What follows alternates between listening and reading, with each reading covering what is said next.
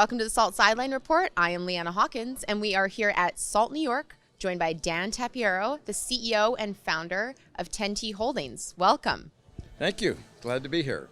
We are so glad to have you back in real life at SALT. You are joining us on a panel today talking about crypto adoption, macroeconomic drivers for the adoption of crypto by institutions, retail investors.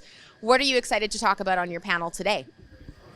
Well, that's a good question. I mean, it's a very big topic, as you know. I think the focus, at least for me, will be some of those macroeconomic things that are driving the price generally of Bitcoin, Ethereum, the other cryptocurrencies. And I mean, I think the main one is that post-COVID, we have extreme liquidity being injected by the central banks globally. And so that liquidity, of course, as you know, has been very helpful for the economy. But I think also has gone into assets, and Bitcoin as an alternative store of value, I think, is certainly one of them. Ethereum, a little bit of a different story, that's really picking up speed because of DeFi and NFTs and all the other currencies that are and platforms that are running off of Ethereum. So, combined with all that liquidity, of course, is the negative interest rate policy that the central banks are still in the middle of, and negative real interest rates. And in fact, I think using the CPI, real interest rates are probably as low as they've been in 50 or 60 years. And so when you look at your savings or checking account at JP Morgan and it's sitting there earning zero, you think, okay, well, this has been like this for a long time. What are the alternatives? And I think people, when they start to look for alternatives, they look at gold, they look at other types of alternative assets. And then Bitcoin has, I really think, come into vogue. But there's a real reason for it. And in fact, within the digital asset ecosystem, you can earn quite a yield on your Bitcoin. And there are many, businesses here and companies here at SALT that actually will give you quite a nice little yield, 4, 5, 6% on your Bitcoin holdings. So I think if interest rates weren't so negative, I don't think that there would be there would be as rapid, I would say, as the adoption. But now people are looking for alternatives. Would it be fair to say that given the current interest rate environment and what's happened in the last 18 months with the pandemic, that some of those forces are even further driving these macroeconomic situations that have created a real area of adoption for blockchain technologies, blockchain-backed companies, cryptocurrencies, Ethereum, Bitcoin? It's pushed a lot of that stuff forward, like all of the other technology adoption, Zoom and working from home that we've experienced in the last 18 months by nature of the position we've been in. Yeah, I think it's all COVID inspired. I think one thing people don't talk about enough, I think, is the productivity gains that we're getting in this new working world post-COVID. So, and what I mean by that is that if you think for a second about, how much you can get done now, just, as you mentioned, Zoom, I'm out there fundraising. If you fundraise, you can do one meeting and have 50 clients. You don't have to travel all around the world. It's, the amount of the efficiencies, I think, that are gained in this sort of new decentralized world are huge. And I think also play a little bit into that cryptocurrency mindset, because crypto really is a decentralized platform. And so people who also invest in crypto are already comfortable with this concept, that it's not central authorities that make decisions. It's not a big decision, one big institution. And so the post-COVID working structure, or how we all work now, I think fits neatly into this new decentralized, let's call it store value or new money or however you want to call it. So it's people understand and see the possible. Mm-hmm. Yeah. So we see that a lot of these things and some of the adoption of crypto has accelerated over the last 18 months. Yeah. How do you forecast that trajectory of institutional adoption of real use of cryptocurrencies? Yeah. Well, I think last year we really started to have quite a lot of institutional uptake. I mean, companies like NYDIG who are here have done a lot to push that forward. But then you have some of the more staid trust companies, I think, have also, moved into the space. So it's still very early days. it helps that the price, I think, is on an upward trajectory. I still think Bitcoin, which is 50,000, can go to 400,000. I've been saying that for about 2 years. And Ethereum, the same, I think could be up, easily 5-10x from here in the next, 3, 4, 5 years. And so, that helps. People want to see I see you're smiling because I know you're a Bitcoin holder, right?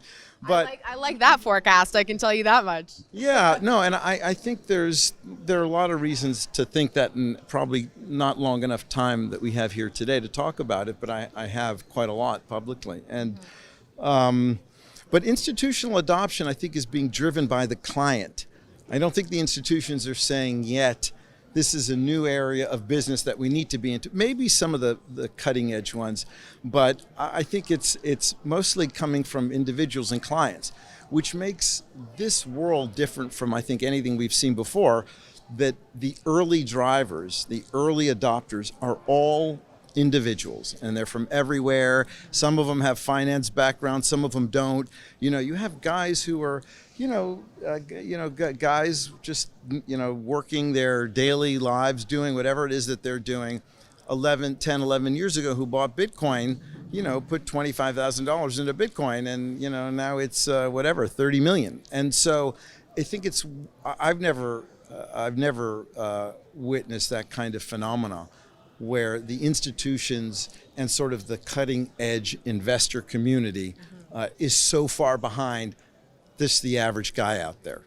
And so that's another exciting thing. I mean, there's a concept that's connected to that, which is called banking the unbanked. Right. And so that's sort of the global vision, that there are billions of people out there who don't have access to a bank or holding their savings in any way, and now very easily can. And so, And that is a real common theme we're seeing at SALT this week, is a lot of these fintech companies, whether it's the crypto world or traditional banking, that are trying to give opportunity and access to those hundreds of millions, billions of people around the world and in the United States that are part of that unbanked community. Yeah. Well, I mean, it's less so in the U.S., but I mean, I think that's right.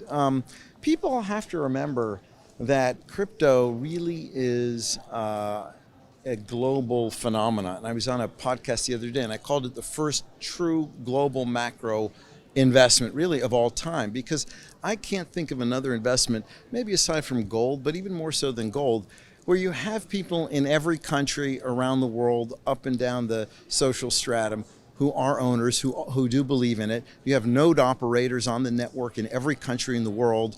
And it's not really about the US. 90% of global crypto volume is outside of the US. And so we always think about everything's always about us, and we're the ones who are at the forefront of technological and financial innovation. That was probably true 30, 40 years ago. The mortgage-backed market and all of those more early credit markets were all established here first. But this is different, and what I really worry about is that the regulators here in the U.S. clamp down too early in the wrong way. They don't let innovation flourish, and that the U.S. actually becomes a laggard in the adoption. I think we're behind right now, but unfortunately, some of the things I'm hearing out of D.C. aren't great. I think they need to put a lot more resources towards understanding this area. Yeah. Do you have one cryptocurrency that is your favorite in particular for at-home retail investors that might see this video down the road?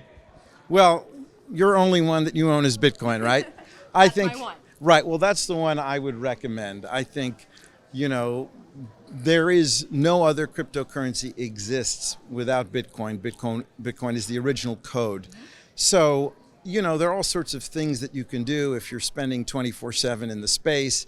But Bitcoin is the thing that, if you're just learning about things, just trying to figure out what it is, buy a little Bitcoin. You can put as little as, $5 or $10, get onto one of the platforms, figure out, how to buy it, and then start doing your research and digging. And every single person has gone through the same, the same path towards getting, towards increasing their exposure and learning. You've got to do a lot of reading. I think there's no way around it. And there's plenty of stuff now on the internet and on Twitter if you are looking to increase your knowledge about it. So. Well, thank you for that. I think that, being at an event like SALT with the best in the business and people who have proven themselves in many different industries, sometimes it's hard for the retail at-home investors to connect with those people and get real value out of their knowledge. And so we really do appreciate that point of value for the at-homers today. Thank you. Great to be here. Thank you for being with us, Dan. Nice seeing you.